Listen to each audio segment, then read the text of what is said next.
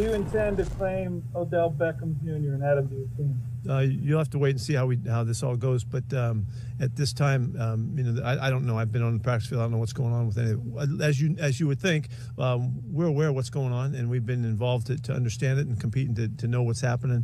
And we'll let you know as it all happens. I'm gonna wait. So I didn't say yes or I didn't say no, but that's just because you'll see.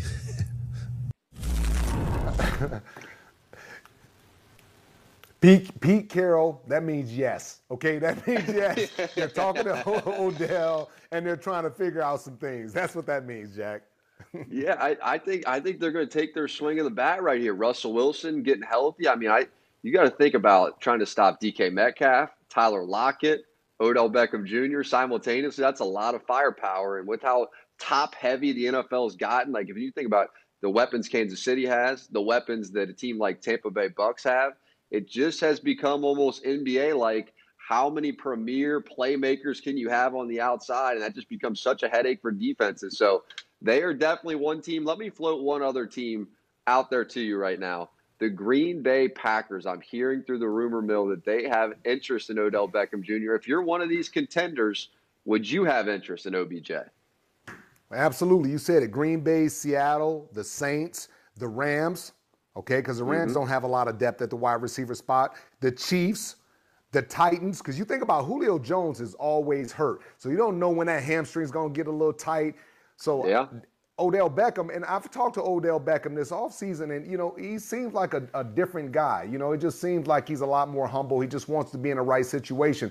But the number one thing he has to understand is when he comes in, he's not going to be the man. He's going to be one of the guys. And if he can accept being one of the guys until he really proves himself and separates himself, then he'll be fine. But in order to get a guy like that, and the teams that I named, they have a strong quarterback personality. They have a strong locker room. They have a strong head coach. Those are the type teams that you need. You need a locker room that is close-knit, that has some good veterans, so they can pull Odell aside and say, look, it's not about the numbers. It's not about all this stuff. It's about winning football games. We respect you. We know what you can do. Let's go win some games. I'm with you. And I think that a team will take a chance on him. And it's an interesting debate because you're going in my head, I'm thinking it should have worked in Cleveland. If he is a different guy and all these things are true, he's there with his best friend and his former teammate and Jarvis Landry. You got a big personality at the quarterback position in Baker Mayfield that seemed like, at least initially, that he really wanted to make it work there. It didn't work there. So I'm going, okay, so what is the perfect scenario? Is it matching up with a guy like Russell Wilson? Is it getting with the guy like Derek Carr? Is it getting with the guy like Aaron Rodgers? And can Odell Beckham Jr. not be the man? Can he not be the man? I haven't seen that yet. So it would have to be something brand new if he's able to take a back seat. Yeah, it goes back to what we just talked about. Yeah, he has to come in and he has to be one of the guys in the locker room. And Odell, Odell, man, Odell's been a superstar, high school, college, pros. He's been a superstar. Yeah. If he can humble himself and fit in the locker room, he'll be just fine. But, it's going to take a level of sacrifice. And if you want to win football games, if you want to be part of something special, you got to sacrifice. Can you imagine how much media would be there in Green Bay right now if they signed Odell Beckham Jr.? Green Bay. This place is already about to explode with everything they have going on. You put Odell Beckham Jr. up there. All right, let's get to number 2, which is the New England Patriots. Can the Patriots win the division at this point? Who would have thought we'd already be having this conversation by week 10? Can the Patriots win the East? What do you think? Hey, all I said is at the beginning of the year that, the Patriots can push Buffalo for this division. You think about the Patriots are starting to really hit that stride. They're playing with a lot of confidence. The defense has played a lot better. The offense has kind of been, just kind of right there. But Mac Jones, he's getting that experience. They're running the football. I'm so glad that Coach Belichick is implementing Ramondre Stevenson. He's a big physical guy. He runs guys over. He wears down the defense. I love Damian Harris. Like, Buffalo can't run the ball. And if you go to New England in November, December, and it's snowing, you got to be able to run the ball. There's no way Josh Allen's going to come out there and pass for 200-300 yards on those snowy days. You got to be able to run the football. I think the Patriots are right there. They got a really good chance, and they're going to continue to get better. They're just going to keep getting better, and they're already good. That's what's scary. Now you're starting to see a little bit of chinks in the armor there with Buffalo as well. So they've won 3 in a row, right? They beat the Jets, they beat the Chargers, they beat Carolina. They took Dallas to overtime when Dallas was playing their best football. And if you think back to the game against the Bucks, they were a field goal away from beating the Bucks. So they have played with some of the best teams in the league at this point. A rookie quarterback, I just think a rookie quarterback is going to feel more like a sophomore by the time we get to the playoffs. Given the length of this season, I think he's going to feel and play like a sophomore quarterback. And if Mac Jones is doing that, I have no reason to think that this team is going to be not only at the top of the East, but at the top of the AFC. And I don't believe that a player like Tom Brady wants to go play his former coach and Bill Belichick ever again. And I don't think, think about a team like Tennessee. I don't think they want to play the New England Patriots in a single elimination tournament. I can't think of a team that I would want to play less than New England based on the way they're all coming together right now. Yeah, and Coach Belichick, he's the best. I mean, if you need a one-game game plan, I mean, he's the guy. I mean, think about what he did when Tampa came in town against the Patriots. I mean, Tom Brady struggled. They ended up winning the game, but Tom Brady struggled. It was one of the best game plans I've seen him draw up.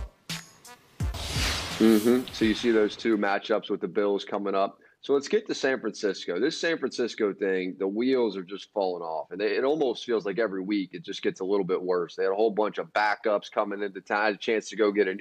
Felt like it was going to be an easy win just to give them a bit of hope, and they couldn't even pull that one off. So is it panic time right now for the 49ers? I wouldn't say panic. I mean, you still got a bunch of games left, but it's definitely concerning. And, you know, what Kyle Shanahan and John Lynch is going to have to get together and decide what is the future of this organization, because right now, having 2 quarterbacks and trying to figure out what you're going to do with one, the bottom line is this. You gave up the house to get Trey Lance. After this year, Correct. Jimmy should be gone. You're not going to win a Super Bowl with him. Get him out of there. Give Trey an opportunity to be there. Bring in a veteran quarterback that he has, a guy that can just come in just in case he gets hurt, maybe a Marcus Mariota, something like that. But allow him to be the starting quarterback. And to me, you know, I'm looking at John Lynch. I'm looking at a lot of his draft picks and, you know, the way Kyle Shanahan has treated Brandon Ayuk. I mean, he's a first-round draft choice. You got to be careful how you talk to guys and things like that, because they're not going to want to play for you. So we'll see what happens. I don't think it's time to panic, but it's definitely concerning. And if I'm Kyle Shanahan and John Lynch, I'm concerned as well, because you think about some of the players that they brought in. Mohamed Sanu is your third wide receiver. How can Mohamed Sanu be your third wide receiver? I mean, he's an older guy. It just shows you the level of talent that they have. Yeah, Solomon Thomas is another high draft pick, top 5 draft pick that just did not pan out at all, really. I mean, they've lost 5 out of the last Kinlaw, 6. He's kind of up and down. That's another one, right? They've just kind of been doing this. I haven't heard a lot of optimism just in terms of watching practice or watching games, for that matter, about Trey Lance. And if Trey Lance doesn't wind up being a great quarterback, a franchise quarterback, I don't see a scenario where they don't clean house. If Trey Lance doesn't wind up being a franchise quarterback, are they really going to get a chance to do it again? They pay Garoppolo $125 million. They trade everything to go up and get Trey Lance. If he doesn't pan out and they continue to lose games as a result, is there any world where that's not it, where they wouldn't have to just call it at that point with this regime?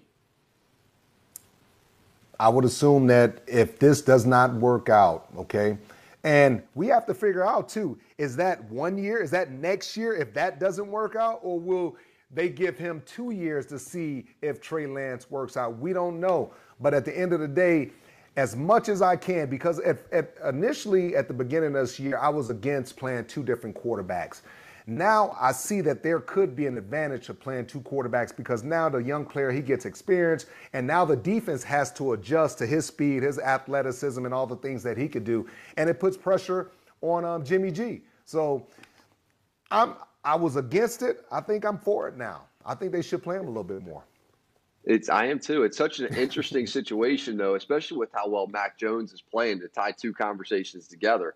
With all the rumors that that's really who Shanahan wanted was Mac Jones, the media and all the naysayers sort of talk him out of it. He winds up picking Trey Lance. Mac Jones ends up looking great, even though he fell in the draft, and he goes to New England. Now Trey Lance just hasn't showed promise as fast, so it would really be a difficult end to somebody who is kind of a wonder boy in terms of coming in as a play caller in Shanahan, and he's just hit a major, major speed bump. Go ahead, Rod.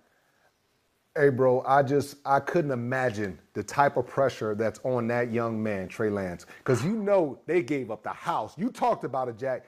They gave up everything for this guy. Can you imagine every single time he goes in the game, the type of pressure that's on his shoulders, the type of weight that he carries? And that's why I say it's so important for them next year. They got to get rid of Jimmy G and start implementing Trey to build him up. Even if you're losing, you still have to build up Trey Lance. You still have to build up Brandon Ayuk. These are your young players. This is the foundation of your team. If you don't build these guys up, you're going downhill and you're going to end up fired.